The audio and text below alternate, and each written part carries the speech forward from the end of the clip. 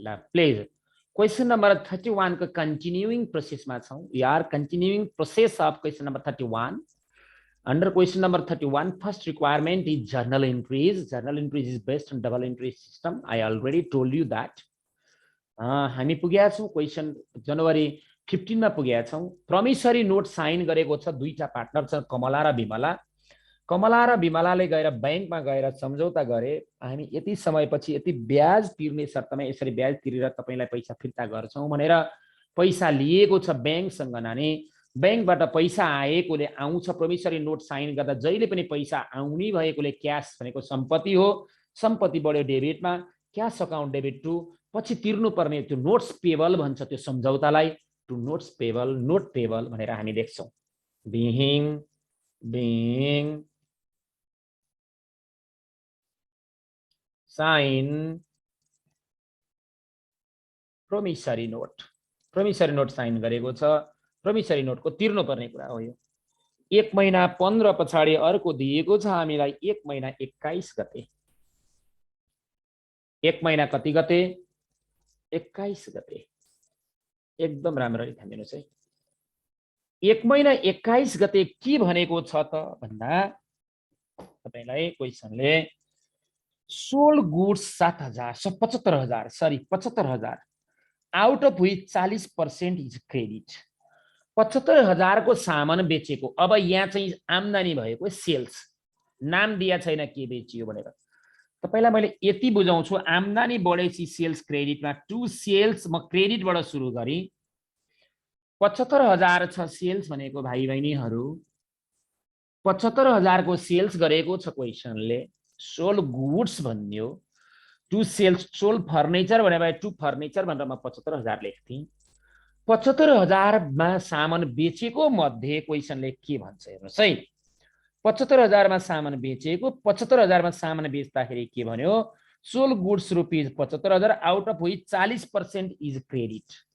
75,000 मा सामान बेचेको मध्ये 40% चाहिँ क्रेडिट हो भने 60% त नगद आयो नि त 40% पो उधार हो त भनेपछि पैसा आउँछ भने त एसेट्स बढ्यो क्याश अकाउन्ट डेबिट तपाईले यसरी बुझिदिनुस् 75,000 को 40% उधारो भएकोले 60% नगद भयो एकदम सिन्सियरली बुझिदिनु होला 40% उधारो भएकोले 60% नगद भयो क्याश अकाउन्ट डेबिट भनेर 75,000 को 60% लेखी मैले किनकि 40% उधारो भनेको छ क्वेशनले यहाँ 75,000 को 60% भनेको 45,000 हुन्छ नपत्या एकचोटी 75,000 इन्टु 60 अपन 100 गर्नुस् 45,000 हुन्छ आई थिंक है र उधारो त लिन बाँकी हुन्छ पैसा आएको हुँदैन मैले के भनेको छु अघि उधारो बेच्दा लिन बाँकी भने एसेट्स हो डेबिट हुन्छ लिन बाँकी बढ्यो भने र लिन बाँकी उधारो लिन बाँकी छ भने अकाउन्ट रिसिभेबल लेखिन्छ वा डेप्टर लेखिन्छ भनेको छु मैले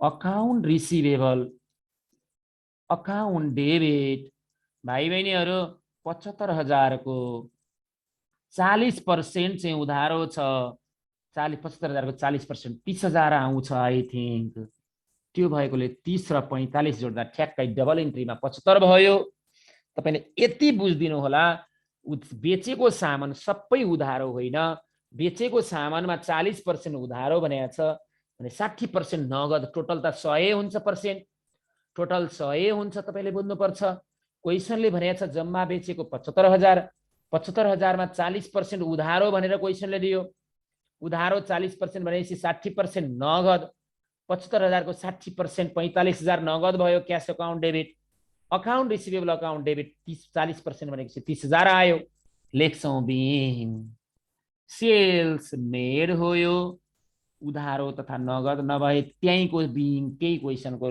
न्यारेसन सारै हुन्छ त्यही क्वेशन लेखेको कुरा सारै हुन्छ यो एकदम राम्ररी ध्यान दिनुस् है यो अकाउन्ट रिसिभेबल उधारो सेल्स लिन बाँकी भयो लिन बाँकी भएपछि जहिले पनि क्रेडिटमा तिर्न बाँकी भए जहिले पनि डेबिटमा ध्यान दिनु होला भाइ बहिनीहरु तपाईलाई क्लियर थाहा छ यो थाहा नहुने मान्छे छैन मेरो विचारमा धेरै चोटी आइसक्यो लिन बाँकी रिसिभेबल पढिसकेका छौं हामीले अकाउन्ट रिसिभेबलको कुरा त्यत्रो पढेका छौं उधारो सेल्स गर्दाखेरि नगद गर्दाखेरि के सेल्सको जर्नलमा पढेको छैन cash account debit, account receivable account debit to sales भनेर कति पढ्या कति यो पहिला रिसिभेबलको जर्नलमा यो पनि बुझिन भन्यो भने त अगाडि कुरा पोलेर खाइयो भन्ने बुझिन्छ।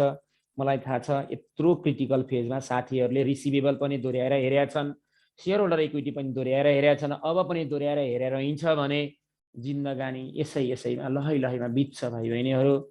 सबै क्वेसनहरू पढेको च्याप्टरहरू दोहोऱ्याएर हेरिदिने गर्नुहोस्, दोहोऱ्याएर हेर्दै जाँदा तपाईँलाई केही न केही कुरा अवगत भइरहन्छ। प्र्याक्टिस गर्नुहोस्। जनवरी 22 मा अब 1 महिना 22 गतेमा के भन्यो हेर्नुहोस् है। 22 मा paid office salary, office salary तिरेको छ भनेपछि खर्च हो नि त। पेड भनेपछि स्यालेरी भनेको अफिस तथा प्रशासनिक खर्च भनेर इन्कम स्टेटमेन्टमा त्यत्रो पढाएको छु मैले।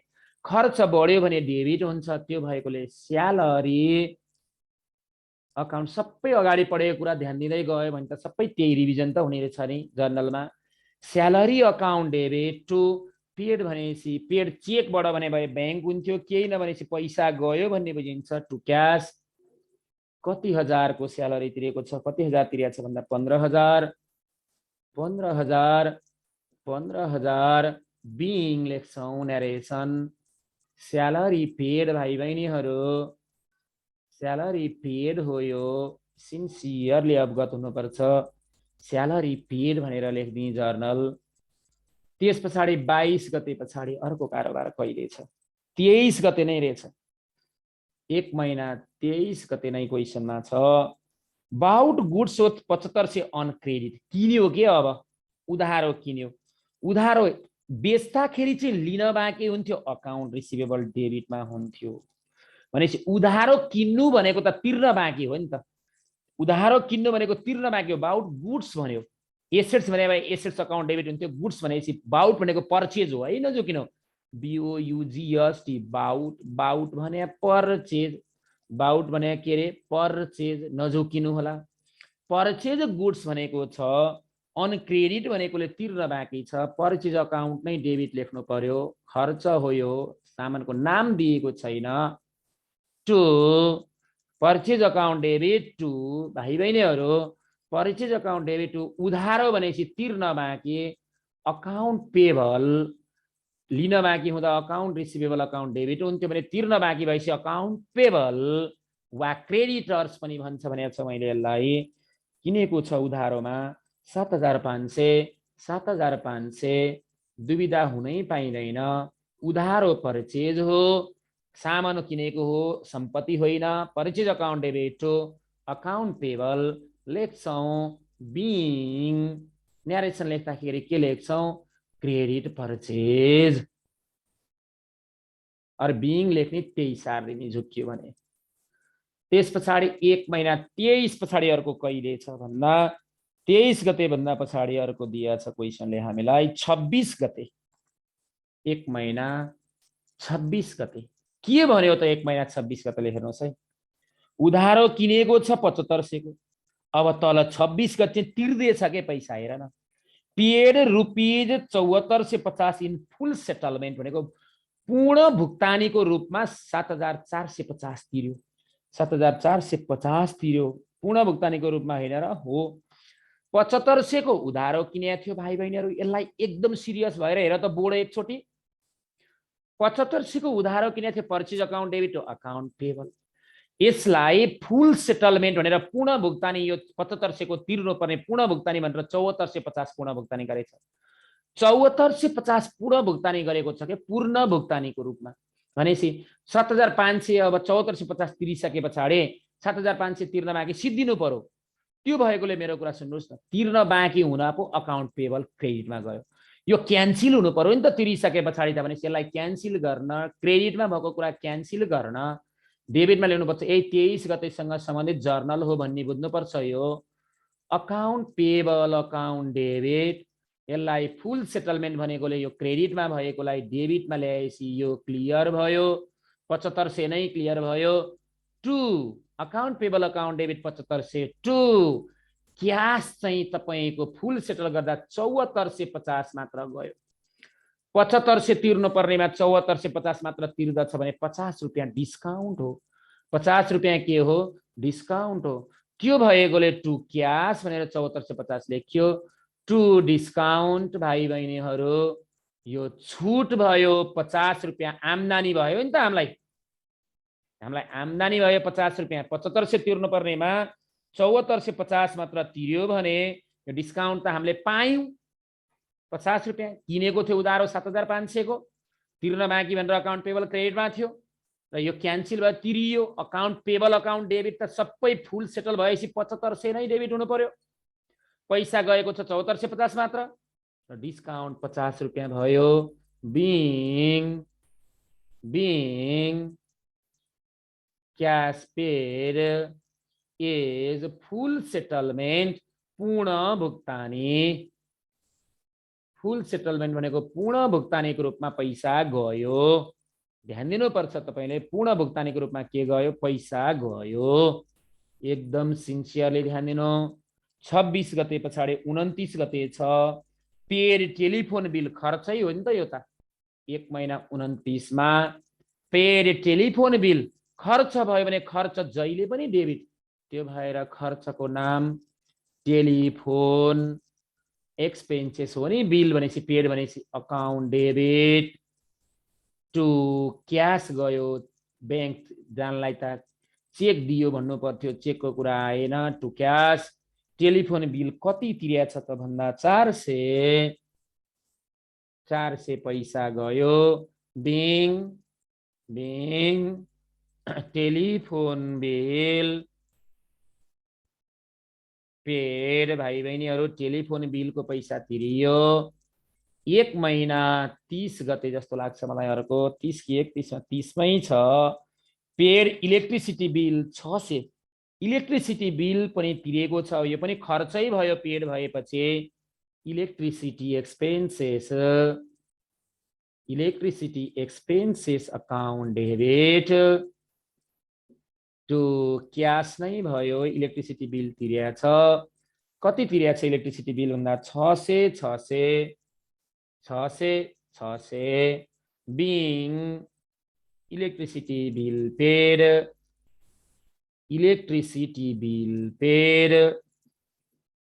यति कुरा तपाई हाम्रो दिमागमा बस्नुपर्छ यति भएपछि जर्नल सिद्धियो जर्नल सहित आउँछ एक्जाममा 15 नम्बरको क्वेशन आउँदा एकदम राम्ररी प्र्याक्टिस गर्नुपर्छ सबभन्दा पहिला 31 नम्बरको पहिलो ट्रान्जेक्सन थियो हामीलाई रिसिभ कन्ट्रिब्युसन 1 लाख इच भनेपछि यो कमला र विमला दुईटा मिलेर व्यवसाय सुरु गरेका छन् पार्टनरशिप फर्म रहेछ एउटाले 1 लाख दिन्छ भने दुईटाको 2 लाख हुन्छ बिजनेसमा लगानी त्यो भएकोले cash account debit to share capital सुरुको लगानीलाई क्यापिटल भनिन्छ 2 लाख भयो अर्को छ डिपोजिट इन्टु बैंक हुँदाखेरि बैंकमा डिपोजिट गर्दा बैंकमा पैसा पर्छ bank account debit to cash भयो 50,000 तेस्रो दिया छ क्वेशनमा purchase land and building rupees 1,50,000 भनेर ल्यान्ड एन्ड बिल्डिङ किन्नु भनेको एसेट्स बढ्नु हो land and building account debit भयो land and building account debit भयो भाइ बहिनीहरु